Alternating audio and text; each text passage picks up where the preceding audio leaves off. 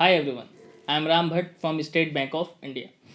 अभी रिसेंटली मैंने एक वीडियो पोस्ट की थी, तो उस पर बहुत सारे कमेंट्स आए कि सर एसबीआई क्लर्क मेंस 2024 का रिजल्ट कब तक डिक्लेयर होगा, कुछ आइडिया दीजिए। तो इसी वीडियो में मैं इस टॉपिक पर डिस्कस करूंगा कि रिजल्ट कब तक आएगा, क्योंकि बहुत लोग पैनिक हैं कि सर कब हमारा रिजल्ट आएगा, कब हमारा सिलेक्शन होगा, हमने इतने अटेम्प्ट्स किए, क्या होगा, कुछ क्लियर कीजिए। तो मैं आपसे कहना चाहता हूँ, और अभी बहुत सारे रूमर्स भी उड़ रहे हैं कि अब आएगा तब आएगा, एक नोटिस भी आ रखी है स्टेट बैंक की वेबसाइट्स पे। तो सर प्लीज़ आप डाउट क्लियर कीजिए कि क्या होने वाला है। तो मैं आपसे कहना चाहूँगा कि मैं आपके सामने कुछ पक्ष रख रहा हूँ, ठीक है। कुछ चीज़ें मैं आपको, क्योंकि आप लोग लॉजिकल रीजनिंग पढ़ते हो, तो मैं आपके सामने कुछ पक्ष रख रहा हूँ और आप उस पर खुद ही डिसाइड करना कि रिजल्ट आने की पॉसिबिलिटी कितनी है। तो पक्ष ये है, पहला पक्ष तो ये है कि अगर मैं अप्रैल से लेकर जून तक की बात करूँ तो हर साल इन महीनों में रिक्रूटमेंट्स के रिजल्ट आते हैं, हर बैंक के, स्टेट बैंक के नहीं, हर बैंक के रिजल्ट्स आते हैं। और हर बैंक अपने इस सिलेक्शन प्रोसीजर में काफ़ी बिजी रहते हैं। हर बैंक के एचआर डिपार्टमेंट अपना रिक्रूटमेंट जो भी हुआ है उसमें फाइनल सिलेक्शन होना है, इन सब चीज़ों में बिजी रहता है, पहली चीज़। दूसरी चीज़, हर साल प्रमोशन के रिजल्ट्स भी आते हैं। कोई हो सकता है क्लरिकल से टीओ बन रहा हो, कोई जीएमजीएस 1 बन रहा हो, कोई 1 से 2 में जा रहा हो, 2 से सीनियर मैनेजर में जा रहा हो, या फिर चीफ मैनेजर में, या फिर एजीएम से डीजीएम, डीजीएम से जीएम, इन सब के रिजल्ट्स भी इसी टाइम में डिक्लेयर होते हैं। दूसरी बात। तीसरी बात, रिजल्ट डिक्लेयर होने के बाद ट्रांसफ़र होना भी लगभग निश्चित रहता है, और बहुत सारे लोग इस समय आईएमटी आईसीटी भी लगाए होते हैं अपने अपने ट्रांसफ़र के लिए। तो एक पूरी टीम, दो तरह की टीम, एचआर टीम जो ऑनगोइंग रिक्रूटमेंट्स को देखती है, और एक टीम जो आपके प्रमोशनल चीज़ों को देखती है, ट्रांसफर से रिलेटेड चीज़ों को देखती है। दो टीम तो दो चीज़ों में बिजी है। अब इस साल एडिशनल क्या है, तीसरा पक्ष क्या है? इस साल एडिशनल ये है कि इस साल आपके इलेक्शंस हैं, और अभी आपके आचार संहिता लागू हो चुकी है, और आप सबको पता है कि 19 अप्रैल से चुनाव शुरू होने वाले हैं, जो कि 7 चरणों में ख़त्म होंगे अलग अलग स्टेट्स में। अगर मैं बात करूँ तो पूरी एक टीम, स्टेट बैंक की मैं स्पेशली बात करूं, बाकी बैंक्स की तो मैं बात नहीं कर रहा, बट स्टेट बैंक्स की, जो कि इलेक्टोरल बॉन्ड की भी डेटा को प्रिपेयर करता है, पूरी स्टेट बैंक की एक टीम इलेक्शंस में जुड़ी हुई है, कराने में, उसको सक्सेसफुल कराने में जुड़ी हुई है। स्टेट बैंक की एक टीम कि जो भी डेटा है हम उनको क्लियर कट तौर पे दे दें। तो तीसरा पक्ष तो ये हुआ। अब मैं बात करता हूँ फाइनल रिजल्ट्स की। अगर बात की जाए रिजल्ट्स की, तो आप सबको पता है कि अगर सपोज करो कि आज स्टेट बैंक का रिजल्ट डिक्लेयर हो जाता है, ठीक है, मैं आपके लिए एक एजम्पशन क्रिएट कर रहा हूँ, अगर आज आपका स्टेट बैंक का रिजल्ट क्लियर हो जाता है तो विद इन 3 to 4 डेज आपके पास एक मेल आता है आपकी मेल आईडी पे, ऑफिशियल मेल आईडी पे, कि भाई आपका सिलेक्शन हो गया, मैं आपको बधाई देता हूँ। और उसमें पूरा डेटा दिया रहता है कि भाई आपका मेडिकल टेस्ट होने वाला इस डेट में, इस सिटी में, डॉक्टर्स की आपकी लिस्ट होती है कि भाई ये डॉक्टर्स आपके लिए अवेलेबल रहेंगे, आप कॉन्टैक्ट करके जहाँ जाना चाहते हो जहाँ जा लो।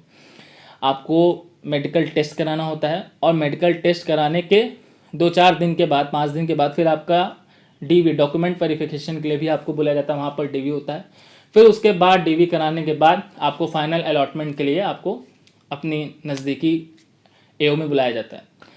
तो अगर आज आपका रिजल्ट आता भी है तो एक टीम तो पूरी तैयार होनी चाहिए जो कि आपको, आपका मेडिकल कराए, आपका डॉक्यूमेंट वेरिफिकेशन कराए, फिर आपको ज्वाइनिंग कराए। पूरी एक टीम इसमें इन्वॉल्व होनी चाहिए। रिजल्ट आने के बाद का मैं ये प्रोसीजर बता रहा हूँ।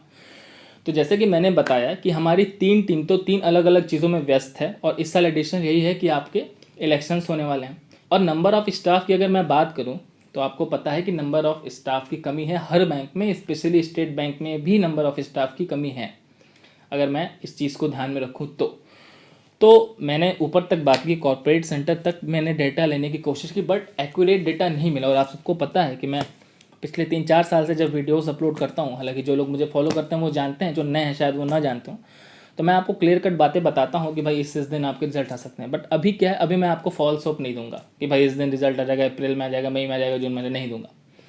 मैं आपसे क्लियर कट ये बातें कहना चाहूँगा कि इतने सारे पक्ष मैं आपके सामने रख रहा हूँ, तो आप खुद ही डिसाइड करो कि अगर आपका अभी रिजल्ट आता है भी तो एक टीम आपको ये चीज़ कराना है, आपका मेडिकल कराना है, फिर अगर आप अलग स्टेट में भरो तो आपका एलपीटी भी होता है ना।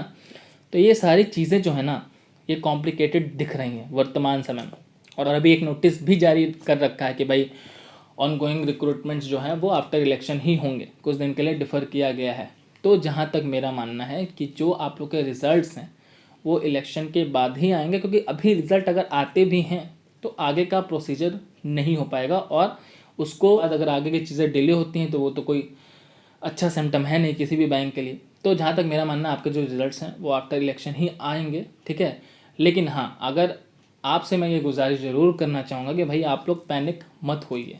अगर आपके रिजल्ट्स अभी नहीं आते हैं तो क्या दिक्कत है भाई, आपके लिए मैंने अभी प्रीवियस वीडियो में मैंने आपको बताया कि आपके आरआरबीज के नोटिफिकेशन आने वाले हैं, आईपीएस के नोटिफिकेशन आने वाले हैं। और मैं आपको एक चीज़ क्लियर कर दूँ, जो भी एस्पिरेंट किसी एक रिज़ल्ट के चक्कर में अपना टाइम वेस्ट करते हैं उनका कहीं सिलेक्शन नहीं होता है।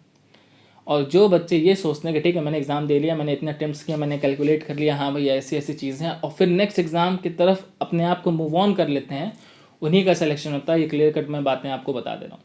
तो जो भी एस्पिरेंट स्टेट बैंक के रिजल्ट का वेट कर रहे हैं, ठीक है आप वेट ज़रूर करिए, लेकिन बाकी चीज़ों का अपना लॉस मत कीजिए। चलिए ठीक है, हो सकता है पहले आप 4-5 घंटे पढ़ रहा हूँ और अभी क्या है कि आप पढ़ ही नहीं पा रहे हैं, बट अभी आप फिर भी 2-3 घंटा पढ़िए। नेक्स्ट एग्जाम जो है आपका आरआरबीज का आने वाला है, जुलाई में नोटिफिकेशन आ ही जाएगा। बीच में हो सकता है अभी कुछ दिन में आपके एलआईसी असिस्टेंट का भी नोटिफिकेशन देखने को मिले। तो जो भी इस चीज़ों को ध्यान में नहीं रख रहे हैं वो तो अपना लॉस कर रहे हैं। और अगर मैं बोलूँ तो 100 में से 5 ही ऐसे एस्पिरेंट होते हैं जो अपने आप को यहाँ से हटा के अपनी वर्तमान की प्रिपरेशन करते रहते हैं। बाकी 95% जो बच्चे हैं वो इसी चीज़ में सोचते रहते हैं, अरे मेरा इतना अटैम्प्ट हुआ, मेरे ये क्वेश्चंस गलत हो गए, रिजल्ट्स आ नहीं रहा है, कब आएगा, चलो इनका वीडियो देखता हूँ, उनका वीडियो देखता हूँ, तो उसमें लॉस हो रहा है आपका। तो आप ये डिसाइड करिए कि इन 100 बच्चों में आपको 95 में शामिल होना है या उन 5 में शामिल होना है जो लगातार मेहनत करते रहते हैं। और अगर किसी एक में नहीं हुआ तो किसी एक में तो उनका सिलेक्शन हो जाता है। तो मैं आपसे क्लियर कट बातें यही कहना चाहूँगा, फॉल्स होप मैं आपको नहीं दूंगा, इसलिए मैंने क्लियर कर दिया कि भाई ऐसे ऐसे सीन है, ऐसे ऐसे पक्ष हैं। अब इसमें अगर रिजल्ट्स आपका आता भी है तो भी बहुत बढ़िया बात है, बट जहाँ तक मेरा एजम्पशन है, क्योंकि मुझे कोई डेटा कहीं से क्लियर मिल नहीं पा रहा है, और अगर इसका एक रीज़न यही है कि जो टीम है वो पूरी इलेक्शंस में बिजी है। कुछ प्रमोशनल चीज़ें हैं जिनके ट्रांसफ़र होने वाले हैं, उनको भी अभी डिफ़र किया गया है। जो मानना है आपके रिजल्ट जो है वो आफ्टर इलेक्शन ही आएंगे। बाकी अभी जो ऑनगोइंग चीज़ें हैं उस पर आप ध्यान ज़रूर दीजिए, पैनिक होने की कोई भी ज़रूरत नहीं है। और कोई भी दिक्कत हो तो कमेंट्स ज़रूर करें, कमेंट्स करते हैं तो मैं उनको ध्यान से ज़रूर पढ़ता हूँ, और अगर कुछ जेन्युइन टॉपिक मुझे लगता है तो मैं उस पर वीडियो ज़रूर बनाता हूँ। चलिए तो मिलता हूँ नेक्स्ट वीडियो में। All the best.